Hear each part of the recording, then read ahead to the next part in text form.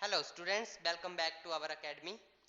आज हम कारक के कुछ इंपॉर्टेंट एग्जाम्पल्स डिस्कस करेंगे जिससे आप कारक को अच्छे ढंग से समझ पाएंगे। कारक के एग्जाम्पल्स कुछ इस तरह हैं। सबसे पहले कारक के एग्जाम्पल्स जानने के लिए आपको ये चार्ट माइंड में होना चाहिए। ये चार्ट आपके माइंड में बिल्कुल अच्छे ढंग से प्रिपेयर होना चाहिए, तभी आपको पता लगेगा कौन सा कारक क्या है। कर्ता ने कर्म को करण से संप्रदान को या के लिए अपादान से, अपादान तब होता है जब किसी को किसी से अलग किया जाता है, संबंध का अधिकरण में संबोधन हे ए अरे, जहां विस्मय आदि बोधक हो जाता है वो संबोधन, अधिकरण में या पर। ठीक है, इस तरीके से कर्ता ने कर्म को करण से संप्रदान के लिए अधिकरण से संबंध का अधिकरण में और संबोधन। ठीक है, तो इस तरीके से आपको पता होना चाहिए। अब पहला एग्जांपल देखते हैं हम। कारक शब्द होता क्या है? सबसे पहले आपके सामने चार ऑप्शन है, आपने बताना है कि कारक शब्द क्या होता है। कारक क्या होता है? संज्ञा का विशेषण होता है, क्रिया के विशेषण होता है, या क्रिया को पूर्ण करने वाला शब्द कारक होता है, या क्रिया का निर्देशक होता है। तो आपको मैंने बहुत अच्छे ढंग से समझाया है कि कारक क्या करता है, क्रिया को एक्सप्लेन करता है। क्रिया को पूर्ण करने वाला शब्द क्या होता है? कारक। क्योंकि कारक, क्रिया के बगैर कारक का कोई काम नहीं है। ठीक है, तो इसका राइट उत्तर हो जाएगा आपका, क्रिया को पूर्ण करने वाला शब्द ही कारक कहलाता है। ठीक है, नेक्स्ट, कारक शब्दों के उदाहरण में कौन सा उदाहरण सही है? यहां पे कारक शब्द चार हैं। चार, एक ही एग्जाम्पल आपको चार बार लिखा हुआ दिख रहा है कि राम ने किताब पढ़ी। इसी शब्द को, इसी वाक्य को इन्होंने चार एग्जाम्पल्स के चार ऑब्जेक्टिव्स दे दिए आपको, और आपको बताना है कि कारक इनमें से कौन सा सही उदाहरण है कारक का। राम ने किताब पढ़ी। ठीक है, नेक्स्ट है बी ऑप्शन, राम ने किताब को पढ़ा। सी ऑप्शन है राम ने किताब से पढ़ा, और डी ऑप्शन है राम ने किताब के साथ पढ़ा। ठीक है, तो आपको ये अच्छे ढंग से बताना है कि ये कौन सा है। तो कर्ता ने कर्म को, दो चीजें देखनी है आपने यहां पे ढंग से। कर्ता ने कर्म को, कर्ता ने कर्म को, ये कर्ता है और कर्म को। तो कर्ता ने कर्म को कारक कहता है, कर्ता ने कर्म को, तो एक ही एग्जाम्पल में दिख रहा है ये, और किसी में भी नहीं दिख रहा सीक्वेंस वाइज में। कर्ता ने कर्म को, राम ने किताब को पढ़ा, कर्ता ने कर्म को, और उसके बाद क्रिया आ गई कि क्या कार्य कर रहा है ये, तो कर्ता ने कर्म को। तो ये बी ऑप्शन इसका करेक्ट आंसर हो जाएगा कि राम ने किताब को पढ़ा, यही इसका सही उदाहरण है या सही उत्तर हो जाएगा। नेक्स्ट, मैंने पुस्तक पढ़ी। इसमें आपने बताना है कि कौन सा कारक है। मैंने पुस्तक पढ़ी, मैंने आपको बताया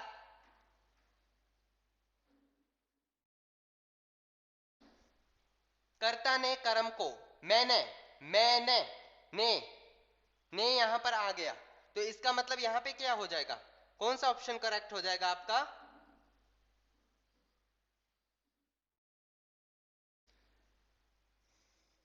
कर्ता ने कर्म को, आगे संज्ञा का तो कोई यहां पे मतलब ही नहीं है। संज्ञा कौन है? संज्ञा तो यहां पे है ही नहीं। कर्ता ने, मैंने, तो कर्ता ने, कर्ता इसका करेक्ट आंसर हो जाएगा। इन चारों में से कर्ता इसका करेक्ट आंसर हो जाएगा, क्योंकि कर्ता ने कर्म किया। ठीक है, नेक्स्ट, कारक शब्द का आदान प्रदान किसके साथ होता है? कारक शब्द का आदान प्रदान किसके साथ होता है? मतलब कारक शब्द का प्रयोग किस वस्तु के साथ या किस चीज के साथ किया जाता है? तो पहला ऑप्शन है आपका विशेषण के साथ, सेकंड ऑप्शन है क्रिया के साथ, थर्ड ऑप्शन है संज्ञा के साथ, या चौथा ऑप्शन है सर्वनाम के साथ। कारक शब्द का आदान प्रदान जो है वो क्रिया ही करवाती है, तो इसका बी ऑप्शन करेक्ट हो जाएगा। बी ऑप्शन हो जाएगा इसका करेक्ट आंसर। कारक शब्द का आदान प्रदान क्रिया के साथ किया जाता है। नेक्स्ट है, कारक शब्द से का क्या अर्थ है? कारक शब्द से का क्या अर्थ है? यहां पे कारक शब्द में से का क्या अर्थ है, इन्होंने पूछा है। कारक शब्द में से का क्या अर्थ है? तो यहां पे से के लिए से के लिए से के लिए करण कारक है। ये चार्ट मैंने आपको बोला माइंड में पता होना चाहिए। कर्ता ने कर्म को करण से के लिए करण कारक हो जाएगा, तो करण कारक इसका करेक्ट उत्तर हो जाएगा। कारक शब्द से का क्या अर्थ है? कारक शब्द से करण इसमें ऑप्शन में नहीं है, तो आप इसको हटाकर यहां करण कर लीजिए। करण करण करण इसका उत्तर हो जाएगा। कारक शब्द से करण का ये उत्तर हो जाएगा। नेक्स्ट है, राम ने सीता को फूल दिया। राम ने सीता को फूल दिया। यहां पे ए ऑप्शन है संज्ञा, बी ऑप्शन है कर्ता, सी ऑप्शन है कर्म और डी ऑप्शन है संबंध।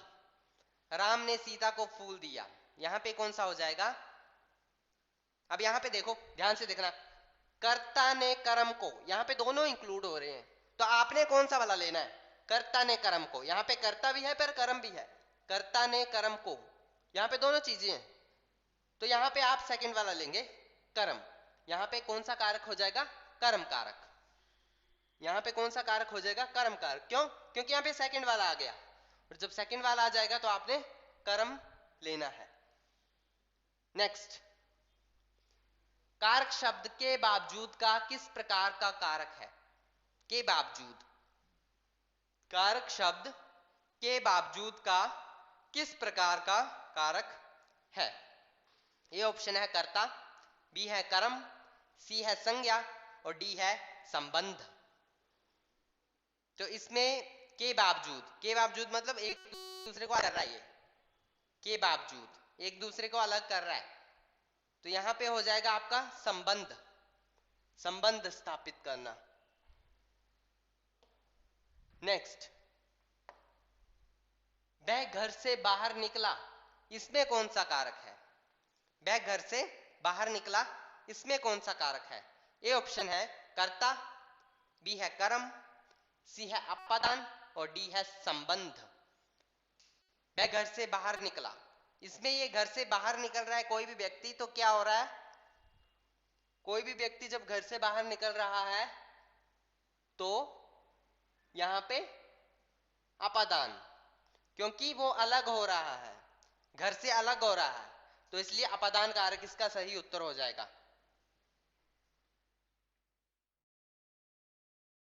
वह घर से बाहर निकला, इसलिए यहां पर अपादान इसका सही उत्तर हो जाएगा। नेक्स्ट है, लड़का पेड़ से गिरा।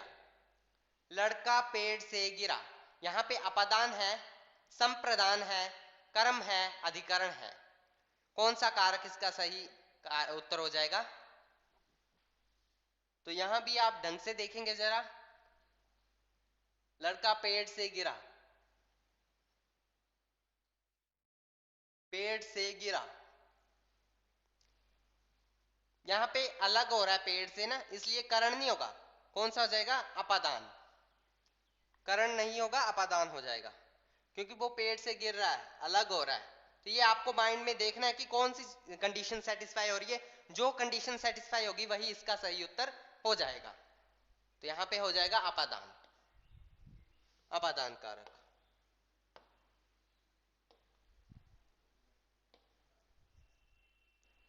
नेक्स्ट है, तोता डाली पर बैठा है। तोता डाली पर बैठा है, कौन सा कारक है?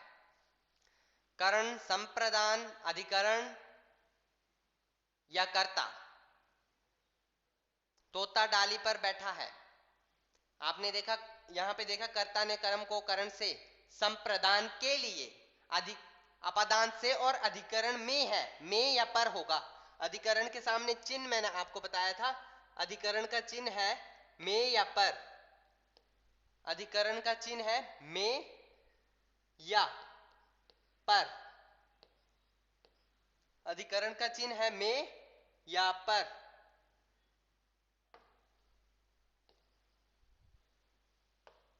तो यहां पे आप अगर ध्यान से देखेंगे तो डाली पर है, तो यहां पे अधिकरण इसका सही हो जाएगा, अधिकरण में या पर। बस आपको वो चार्ट ही माइंड में होना चाहिए, इससे आपको सारे एग्जांपल्स पता लग जाएंगे कौन सा एग्जाम्पल इसका सही उत्तर हो जाएगा। नेक्स्ट है, दीपक के घर से दिनेश का घर 5 किलोमीटर दूर है। इस वाक्य में घर से, अब ध्यान से देखना, घर से में कौन सा कारक है। ऐसे नहीं देखना कि दीपक के घर से दिनेश का घर 5 किलोमीटर है दूर है, अलग किया गया है, तो इसमें हम सीधा ही कोई भी कारक लगा देंगे। आपको पूछे इस वाक्य में घर से कौन सा कारक है। घर से, कर्ता ने कर्म को करण से, तो यहां पे करण इसका सही उत्तर हो जाएगा, करण। अगर आपको इसने घर से बोला है, इसमें करण होगा। अगर पूरा बोलता है दीपक के घर से दिनेश का घर 5 किलोमीटर दूर है, तो इसमें कौन सा हो जाता आपका, ये दूसरे एक दूसरे को अलग कर रहा है, डिस्टेंस एक दूसरे को अलग कर रहा है, 5 किलोमीटर दूरी एक दूसरे को अलग कर रहा है, तो हो जाता अपादान कारक। अगर ये वाक्य नहीं लिखता तो अपादान कारक होता।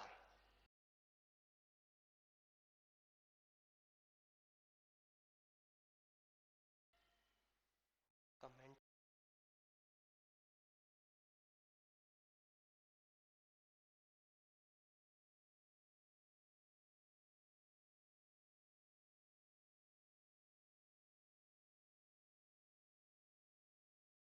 ठीक है, ठीक है, ठीक है। राहुल ने सही उत्तर दिया है। सही उत्तर है बी ऑप्शन, करण। क्योंकि इस वाक्य में पूछा है इसने, जब इस वाक्य में पूछेगा तो करण। अगर ये ना दिया होता और सिर्फ यही दिया होता दीपक के घर से दिनेश का घर 5 किलोमीटर दूर है, और पूछता इसमें कौन सा कारक है, तो आपने लगाना था अपादान। क्योंकि ये एक दूसरे को, जो डिस्टेंस है 5 किलोमीटर की दूरी, वो आपको अलग कर रही है। सुनीता गाल्ता ने भी सही उत्तर दिया है, राहुल जम्बाल ने भी सही उत्तर दिया है। बी ऑप्शन आपका करेक्ट हो जाएगा, करण। नेक्स्ट है, मां दुर्गा ने महिषासुर को मारा। इस वाक्य में महिषासुर का पूछा है। महिषासुर को, इस वाक्य में महिषासुर को, इसमें बताना आपने कौन सा कारक है। महिषासुर को मारा, इसमें बताना आपने कौन सा कारक है। तो इसमें आपका लिखिए जरा कमेंट सेक्शन में।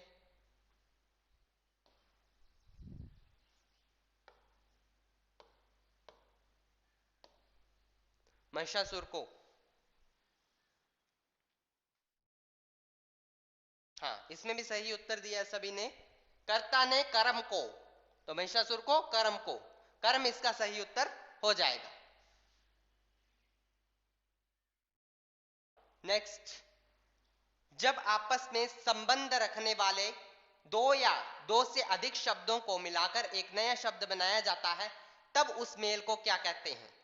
ये शब्द जो है, ये एमसीक्यू जो है वो इस टॉपिक से हटके है, लेकिन मैंने पहले ही आपको बताया है, तो इसलिए आप इसका उत्तर दे ही सकते हैं, क्योंकि ये पढ़ाया हुआ है आपको। तो बताएंगे जरा कमेंट सेक्शन में।